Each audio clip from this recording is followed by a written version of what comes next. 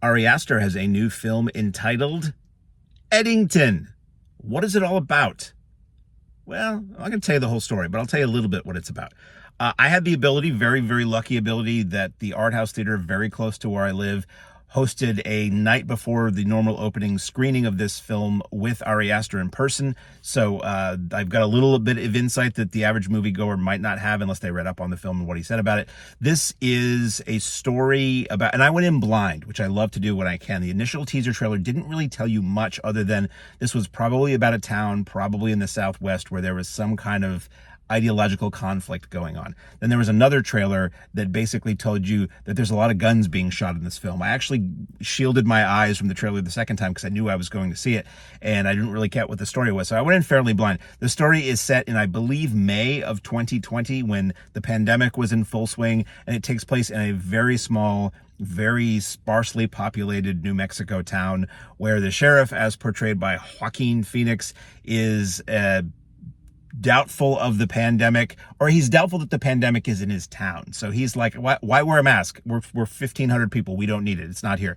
And then his rival in the town is the mayor, portrayed by Pedro Pascal, who is a very much by the book kind of guy. And looming in the background is this very large data center. Think about these data centers that are being built for AI, that data mining, these things for Bitcoin, AI, whatever, that just suck up insane resources. One of these wants to be built in this little town, and Pedro Pascal is all in on this, maybe to the tune of being slightly corrupt about it.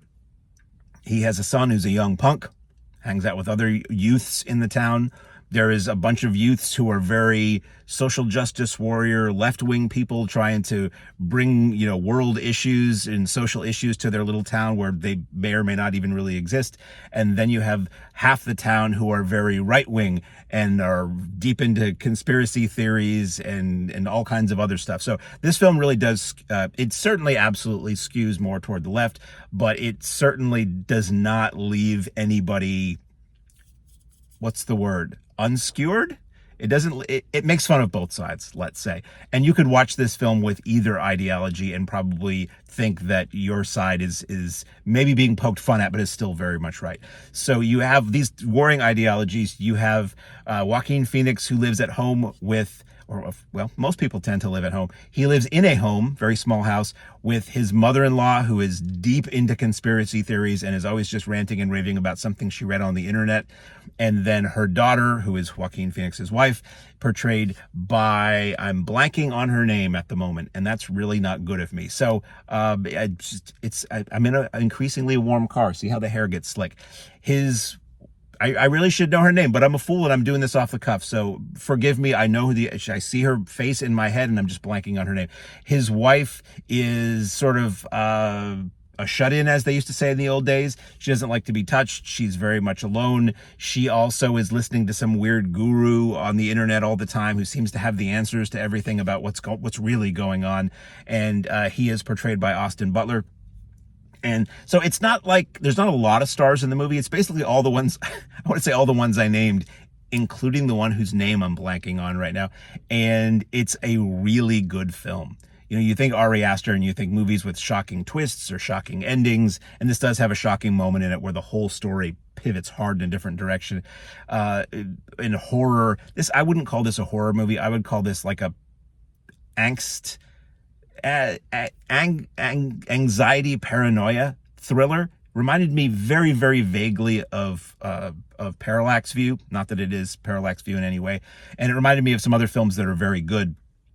It's vaguely like a Western at times, set in a very hot and dusty place, mostly during the day, and it gets very complicated as it goes along. The Joaquin Phoenix character is rather comedic for the most part. There are a lot of laughs in this movie. There's a lot of very serious stuff in this movie too, and it's very much a film that is incredibly relevant right now, and it will be relevant down the road. It's about incidents that are 5 years ago, which, as Astor was saying in the Q&A that I saw him do after the film, was it 5 years ago? Was it 5 minutes ago? Was it a decade ago? So much goes on all the time now, if you're paying attention, that it's incredibly draining. This film was born out of his anxiety of seeing what was going on and just how awful the internet is, and how what he was saying I was going to say he's saying to me, but what he was saying in the talk he gave was he created multiple social media profiles that skewed in every ideological direction. And if you just look at that kind of stuff, the algorithms on social media will only show you that. And when you try to break out of it and start looking at other stuff, the algorithm is still going to keep feeding you that initial stuff. So if you believe in conspiracy theories, all the algorithm are going to show you is that reality or lack thereof. And if you're in the other direction. So it was very interesting how it delved into these different mindsets in the film with very real characters, very down to earth characters. And again, it's very funny. And there's a lot of very funny stuff built into the details. Great cast across the board. My deepest apologies to the actress whose name for some reason, and she's not a small actress. I don't know how tall she is, but she's not an unknown actress. Poor Things, and so many films that I'm blanking on, but I should stop talking because the comments will be filled with people telling me the name of the actress who I will think of as soon as I hit stop. So if you can see Eddington in the theater, it's a very good film. If you're put off by the other stuff Astor has done because they go really extreme in terms of gore and horror, this movie doesn't do that. It will surprise you. It will make you uncomfortable at times, but overall, it's a rather light film with, true to Astor, extremely dark undertones. Eddington.